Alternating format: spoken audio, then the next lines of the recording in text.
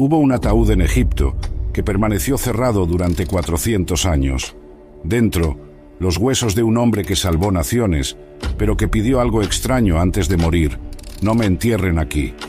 ¿Por qué el segundo hombre más poderoso de Egipto rechazó el honor de una tumba egipcia? ¿Qué sabía José que nosotros hemos olvidado? Hoy descubrirás el secreto espiritual detrás de su muerte, el misterio de su fe inquebrantable y lo que Dios reveló en aquel ataúd que atravesó el desierto. El palacio estaba en silencio aquella noche. Las antorchas proyectaban sombras danzantes sobre los muros de piedra, mientras los sirvientes caminaban con pasos medidos, conscientes de que algo sagrado estaba por terminar. En una habitación iluminada apenas por la luz tenue de las lámparas de aceite, un anciano de 110 años respiraba con dificultad. Sus manos, que una vez firmaron decretos que salvaron al mundo conocido del hambre, ahora temblaban sobre las mantas de lino fino. José, el hebreo que llegó como esclavo y se convirtió en gobernador, estaba muriendo. Pero algo extraño llenaba aquella habitación. No era el miedo a la muerte lo que flotaba en el ambiente. Era una certeza profunda, casi tangible, como si el anciano supiera algo que los demás no podían ver. Sus hijos y nietos rodeaban su lecho, esperando las últimas palabras del patriarca.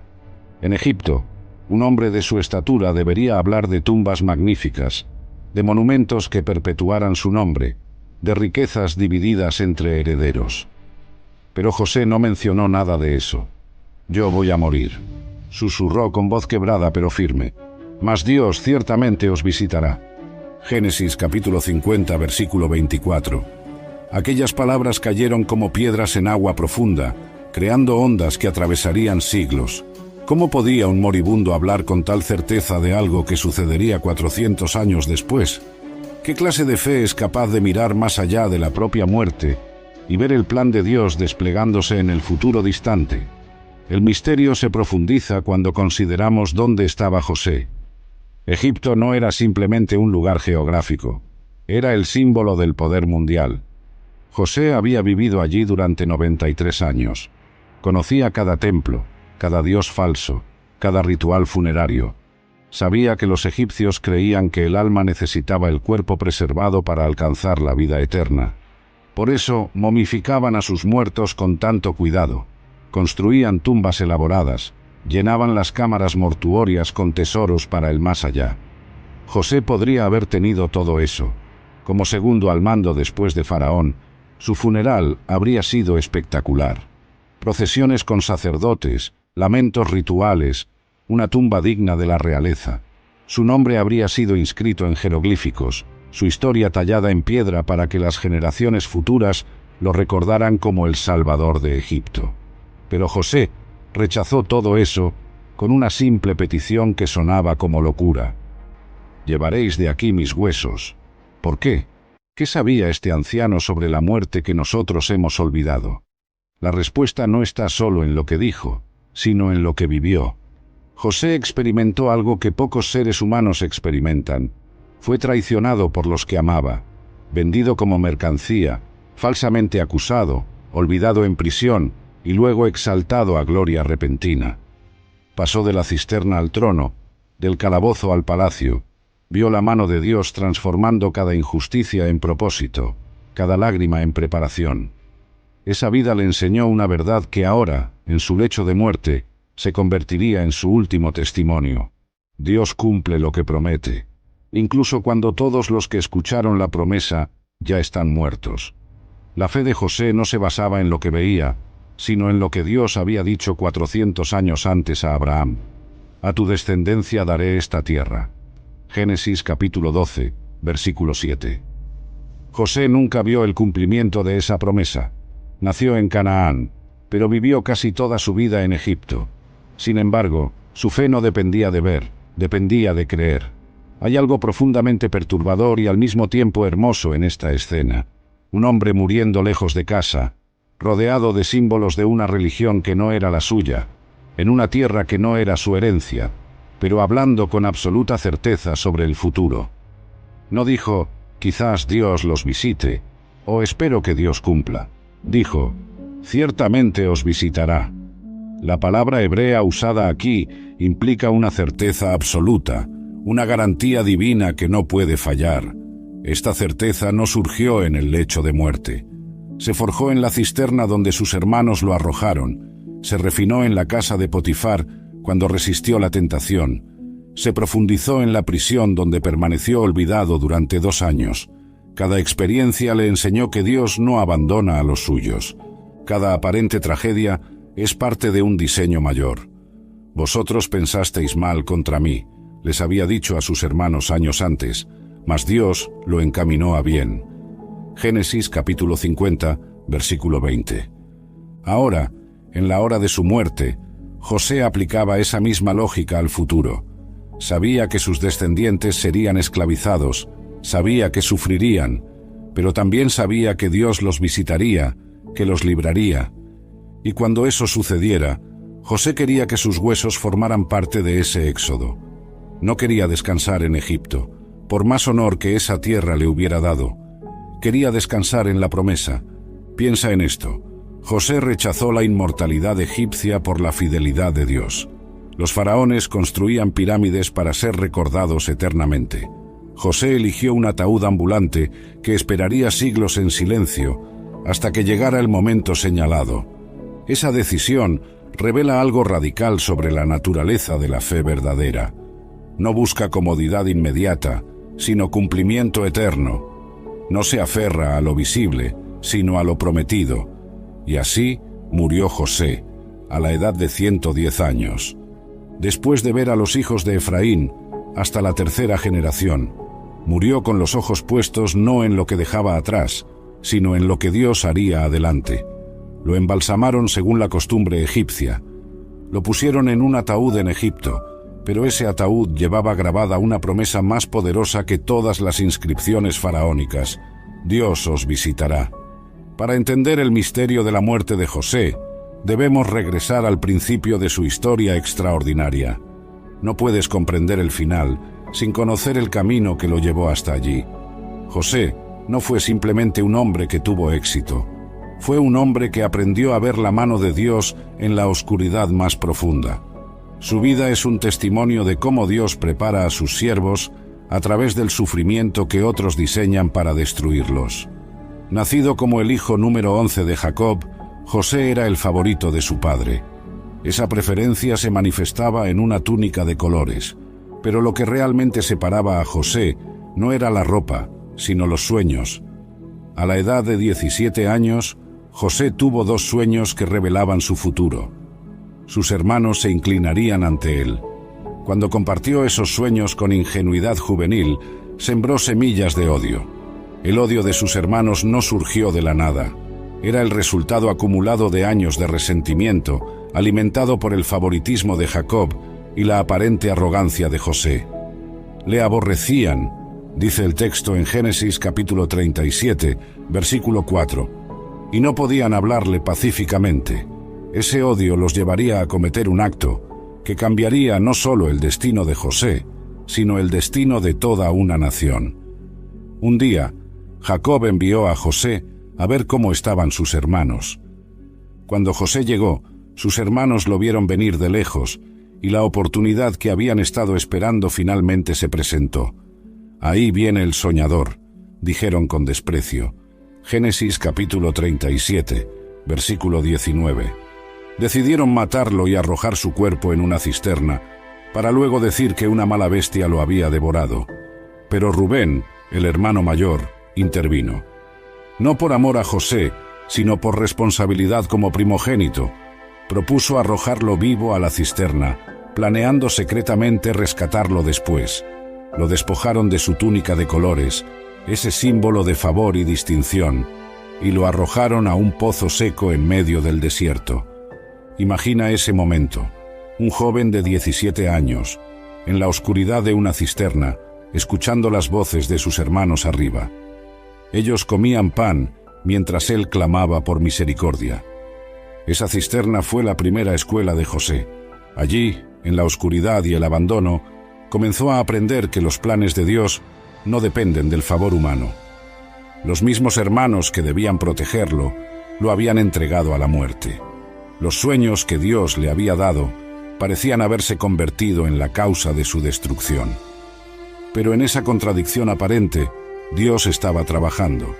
Mientras comían, los hermanos vieron una caravana de ismaelitas que venían de Galaad, camino a Egipto. Llevaban camellos cargados de especias, bálsamo y mirra. Judá tuvo una idea. En lugar de matar a José y no ganar nada, ¿por qué no venderlo? Así lo hicieron, por 20 piezas de plata. Sacaron a José de la cisterna y lo vendieron como esclavo. Tomaron su túnica, la tiñeron con sangre de un cabrito y la llevaron a Jacob con la terrible mentira. Esto hemos hallado. Reconoce ahora si es la túnica de tu hijo o no. El dolor de Jacob fue inconsolable. Se rasgó las vestiduras, se vistió de cilicio y lloró por su hijo durante muchos días. Descenderé enlutado a mi hijo hasta el Seol, decía. Génesis capítulo 37, versículo 35. Mientras tanto, José era llevado a Egipto, encadenado como mercancía. Probablemente se preguntaba si Dios había olvidado los sueños que le había mostrado. En Egipto, José fue vendido a Potifar, capitán de la guardia de Faraón. Allí comenzó la segunda etapa de su preparación. El texto dice algo extraordinario. Jehová estaba con José y fue varón próspero.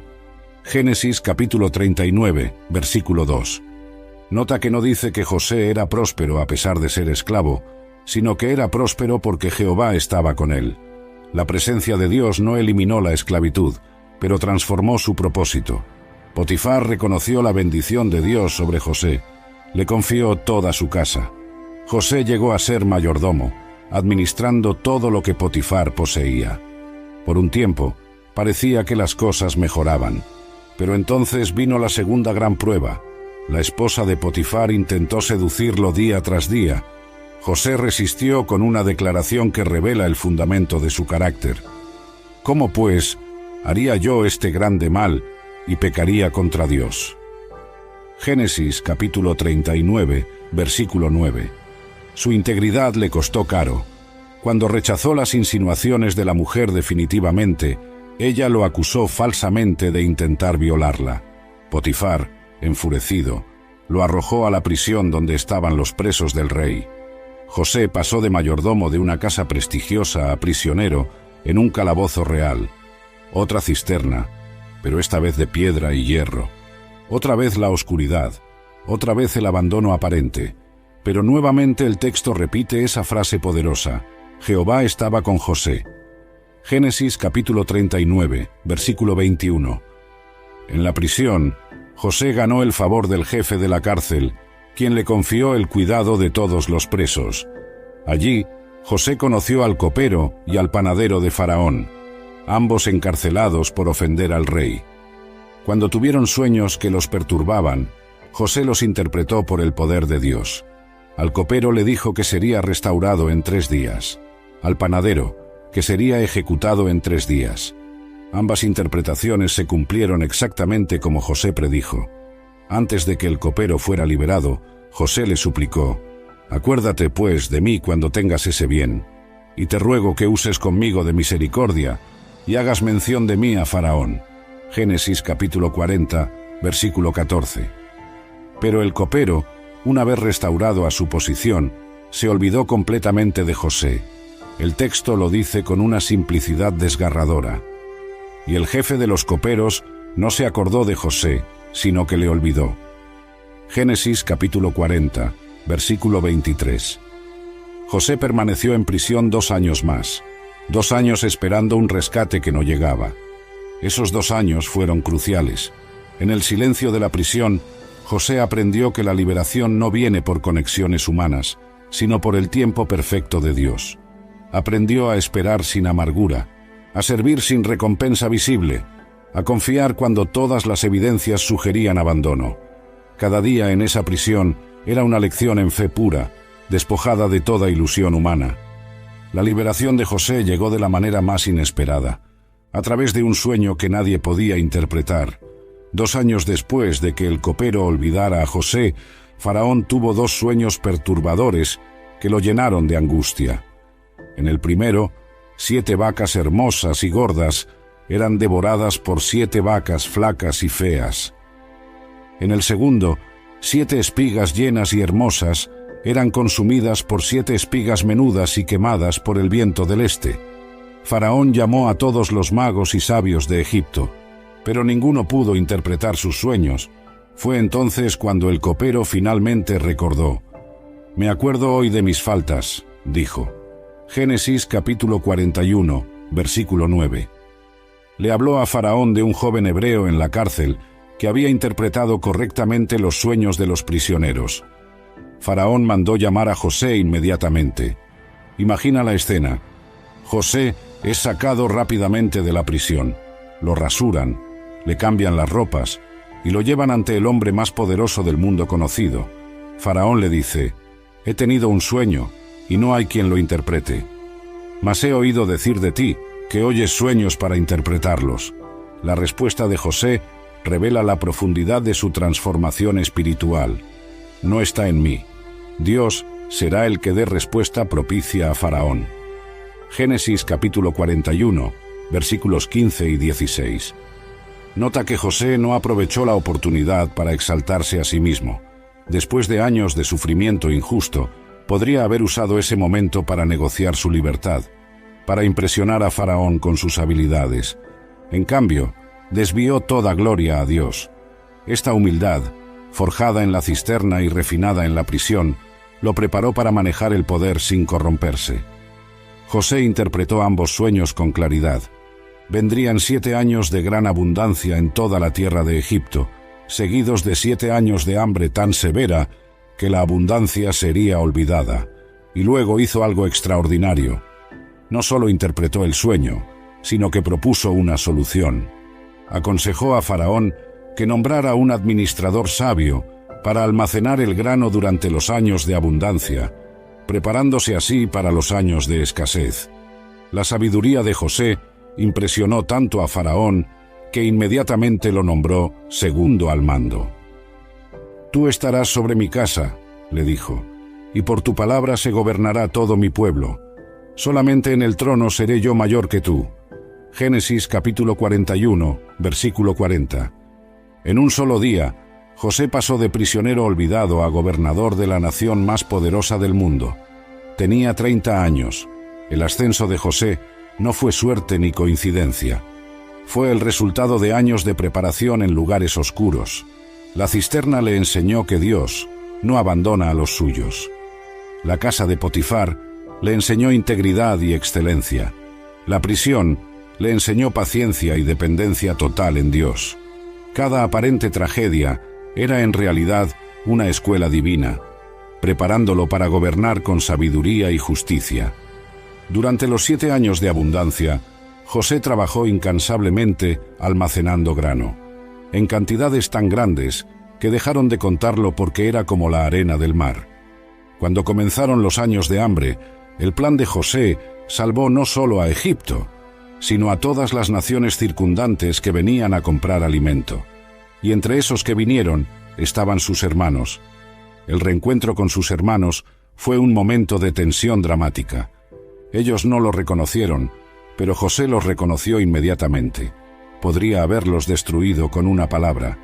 Podría haber vengado años de sufrimiento, la traición, la esclavitud, la prisión injusta. En cambio, José usó su poder no para venganza, sino para restauración. Los puso a prueba para ver si habían cambiado, y cuando vio evidencia de transformación en ellos, se rebeló. «Yo soy José vuestro hermano», les dijo llorando, «el que vendisteis para Egipto». Génesis capítulo 45, versículo 4. Luego pronunció las palabras que revelan el corazón de toda su teología del sufrimiento. «Ahora pues, no os entristezcáis, ni os pese de haberme vendido acá. Porque para preservación de vida me envió Dios delante de vosotros». Génesis capítulo 45, versículo 5. José no negó el pecado de sus hermanos, no minimizó el dolor que le causaron, pero pudo ver más allá de las acciones humanas hasta el propósito divino. «Vosotros pensasteis mal contra mí», les dijo más tarde, «mas Dios lo encaminó a bien, para hacer lo que vemos hoy para mantener en vida a mucho pueblo. Génesis capítulo 50, versículo 20. Esta perspectiva no surgió de ingenuidad o negación. Surgió de haber visto, una y otra vez, cómo Dios transformaba el mal en bien. José trajo a toda su familia a Egipto. Jacob, su padre, vino con los 70 miembros de su casa. Se establecieron en la tierra de Gosén, la mejor región de Egipto. José cuidó de ellos durante el resto del hambre, proveyendo todo lo necesario.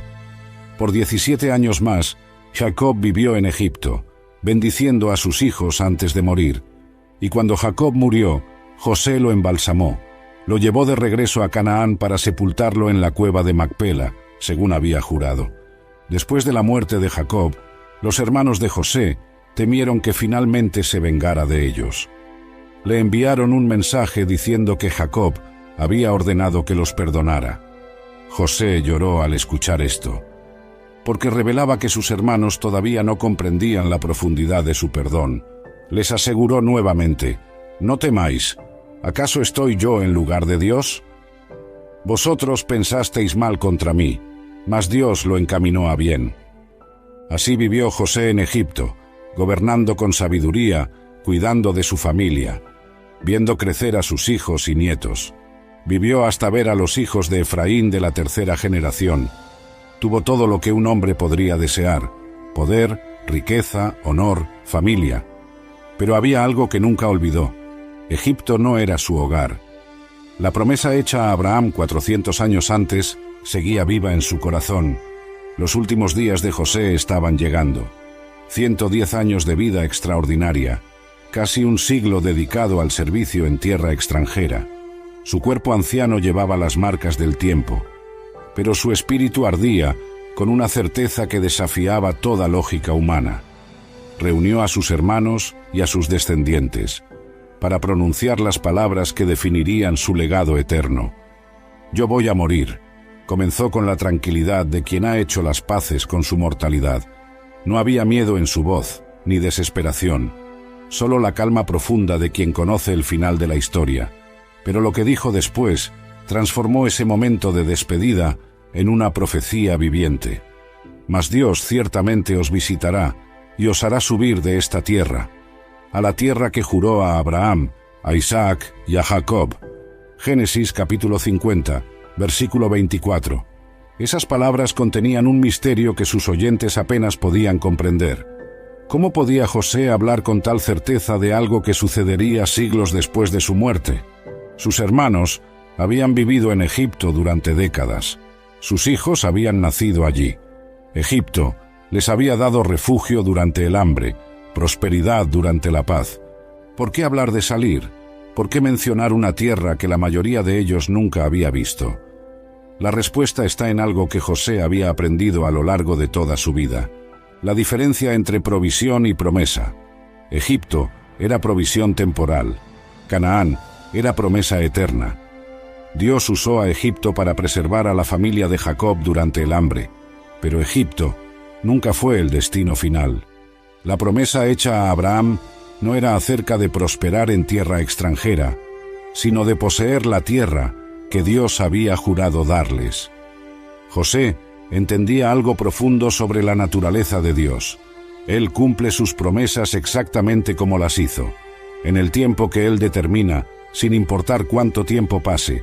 400 años antes, Dios le había dicho a Abraham algo terrible pero cierto: «Ten por cierto que tu descendencia morará en tierra ajena y será esclava allí, y será oprimida 400 años, mas también a la nación a la cual servirán juzgaré yo». Génesis capítulo 15, versículos 13 y 14. José conocía esa profecía. Sabía que la comodidad presente en Egipto eventualmente se convertiría en opresión. Sabía que sus descendientes sufrirían, pero también sabía que Dios los visitaría, que los libraría, que cumpliría su palabra. Esa certeza no se basaba en circunstancias favorables, sino en el carácter inmutable de Dios. José había experimentado demasiadas veces la fidelidad divina como para dudar ahora. Entonces, José hizo algo extraordinario. No solo profetizó sobre el futuro éxodo, Lo vinculó a sí mismo de manera física y tangible, y José hizo jurar a los hijos de Israel, diciendo: Dios ciertamente os visitará, y haréis llevar de aquí mis huesos. Génesis capítulo 50, versículo 25. No era una simple petición, era un juramento, un pacto sagrado, que obligaba a generaciones futuras a cumplir su palabra. ¿Por qué este juramento era tan importante para José? Porque sus huesos serían un testimonio perpetuo de fe. Mientras permanecieran en Egipto, recordarían a cada generación que Egipto no era su hogar. Serían un ancla que impediría que olvidaran la promesa. En tiempos de prosperidad, cuando se sintieran tentados a acomodarse, los huesos de José susurrarían: «Esta no es tu tierra». En tiempos de esclavitud, cuando se sintieran tentados a desesperarse, los huesos de José proclamarían: «Dios os visitará». Piensa en la fe radical que esto requería. José estaba apostando su descanso eterno al cumplimiento de una promesa que no vería cumplida. Estaba confiando en que Dios movería a un pueblo que aún no estaba esclavizado, a través de un líder que aún no había nacido, para llevar sus huesos a una tierra que él mismo había dejado cuando era adolescente. Era una fe que miraba más allá de la muerte, más allá de generaciones, hasta el cumplimiento cierto de la palabra de Dios. El juramento también revela algo sobre la naturaleza de la fe bíblica. No es abstracta ni etérea. Se manifiesta en acciones concretas, en decisiones radicales, en compromisos que desafían la lógica humana. José no se contentó con creer en silencio que Dios cumpliría su promesa. Hizo que su fe fuera visible, tangible, imposible de ignorar. Sus huesos serían un monumento móvil a la fidelidad de Dios. Hay algo más aquí que debemos notar. José no pidió que lo llevaran inmediatamente a Canaán para ser sepultado, como hizo su padre Jacob. Jacob fue embalsamado y llevado de regreso a la cueva de Macpela en un funeral elaborado. José podría haber pedido lo mismo, pero no lo hizo. Eligió deliberadamente permanecer en Egipto, en un ataúd, esperando. ¿Por qué?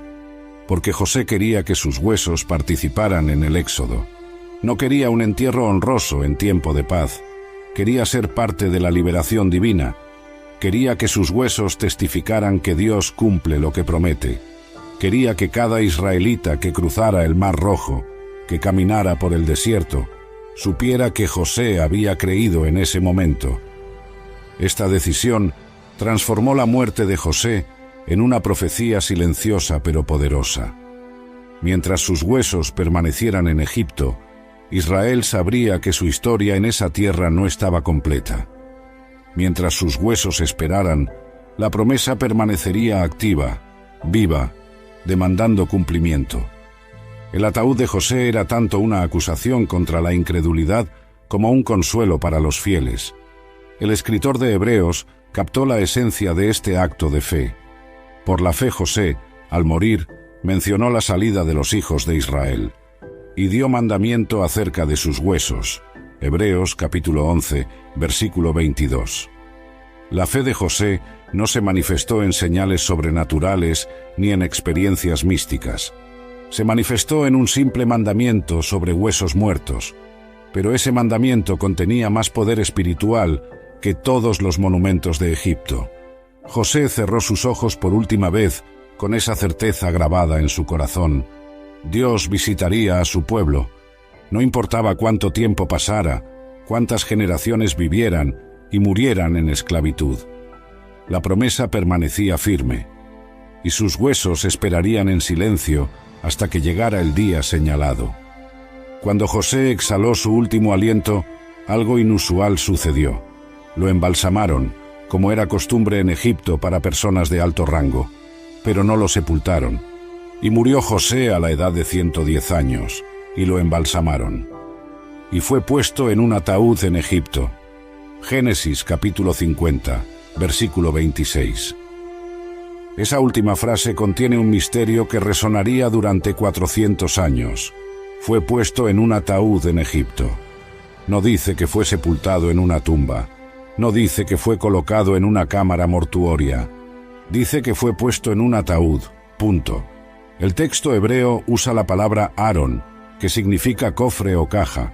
El mismo término se usaría más tarde para describir el arca del pacto. Es como si el cuerpo de José estuviera suspendido entre dos mundos, muerto según la carne, pero esperando según la fe.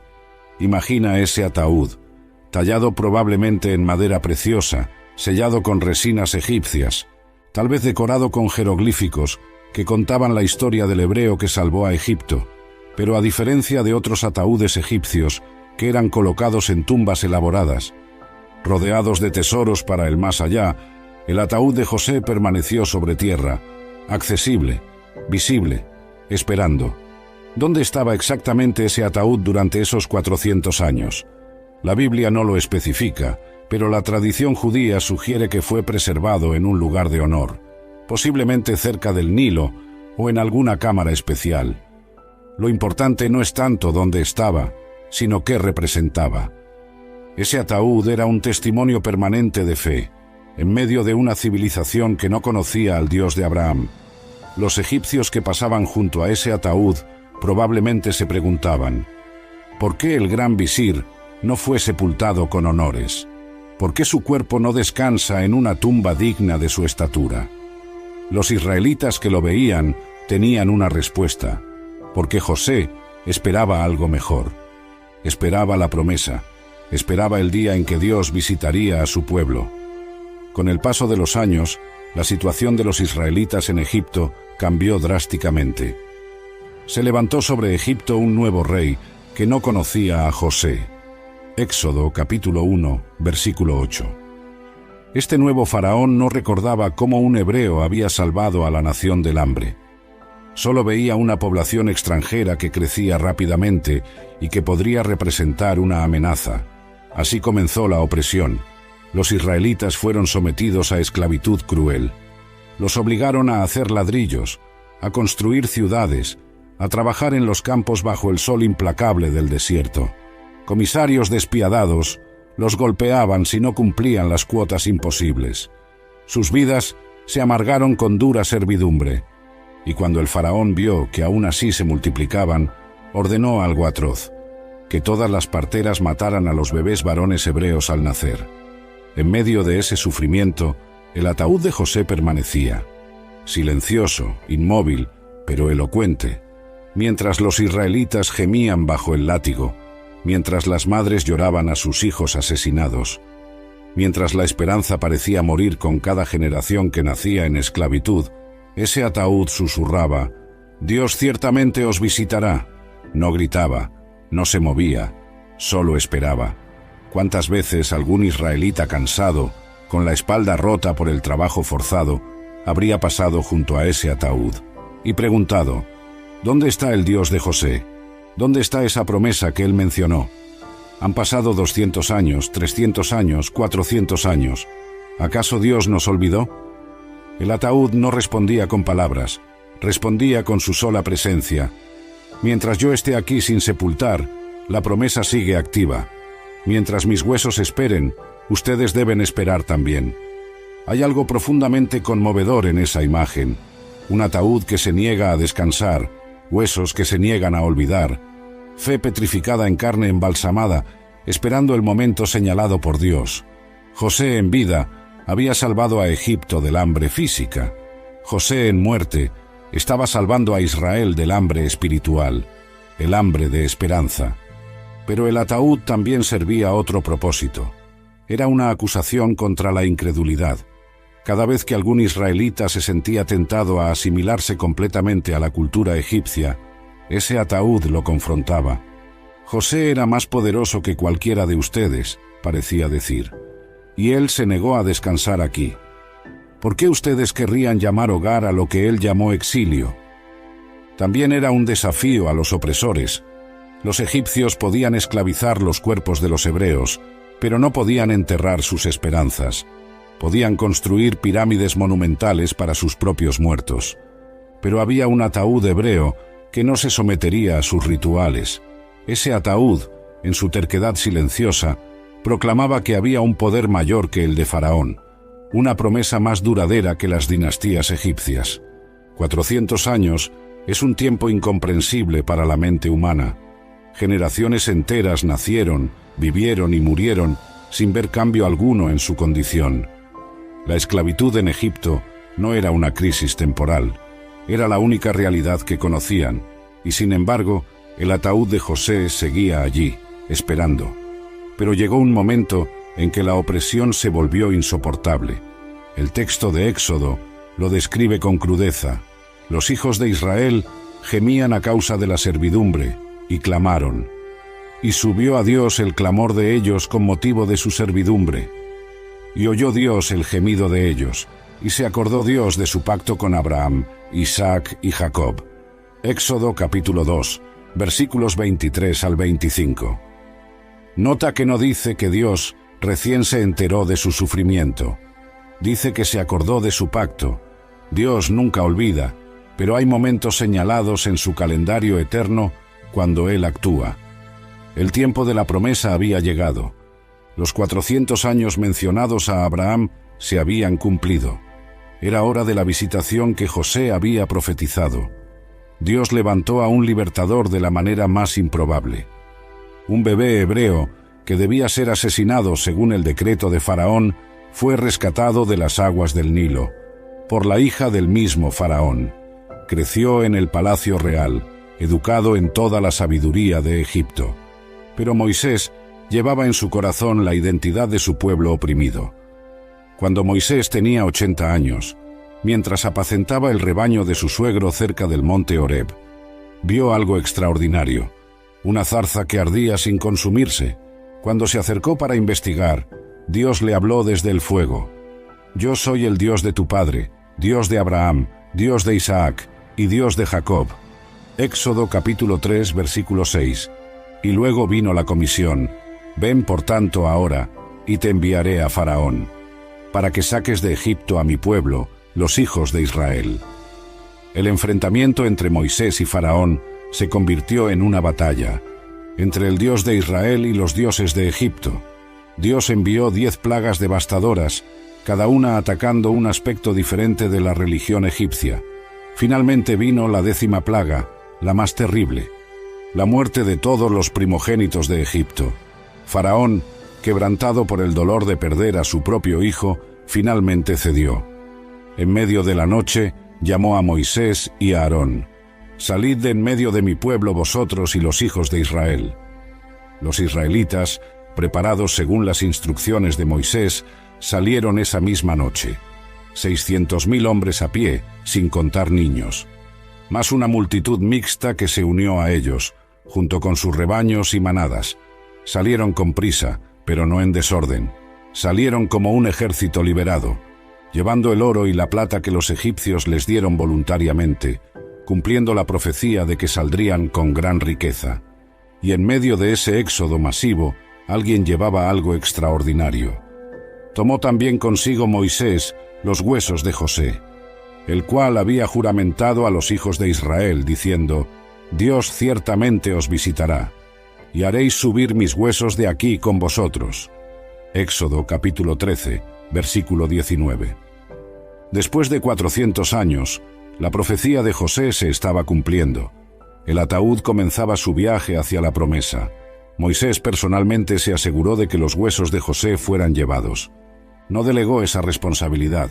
Él mismo tomó el ataúd, cumpliendo el juramento antiguo. Hay algo profundamente simbólico en esto.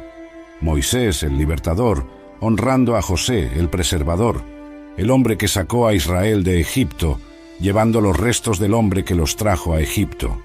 El círculo que comenzó con una familia de 70 personas buscando refugio, se cerraba con una nación de millones regresando a la tierra de la promesa. Los primeros días de libertad trajeron la primera gran prueba de fe.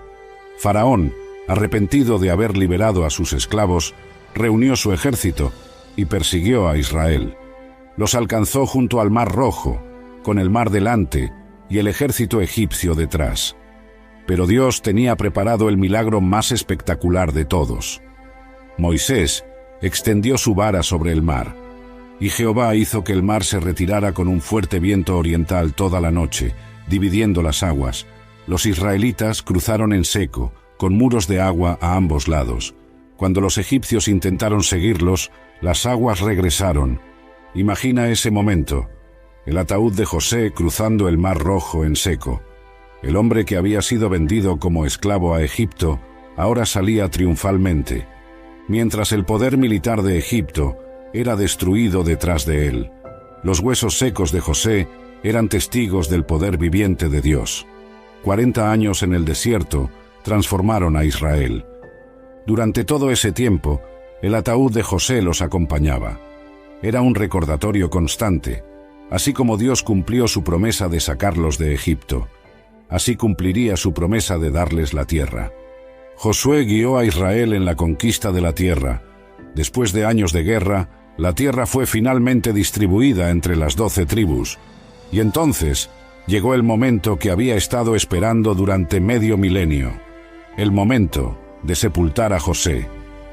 Y enterraron en Siquem los huesos de José, que los hijos de Israel habían traído de Egipto, en la parte del campo que Jacob compró de los hijos de Hamor, padre de Siquem, por 100 monedas, y fue posesión de los hijos de José. Josué capítulo 24, versículo 32. El círculo se completó. José había salido de esa tierra como un adolescente de 17 años, vendido por sus hermanos. Regresó como un testigo eterno de la fidelidad de Dios. Sus huesos proclamando una verdad que había resistido 500 años de espera. Dios cumple lo que promete.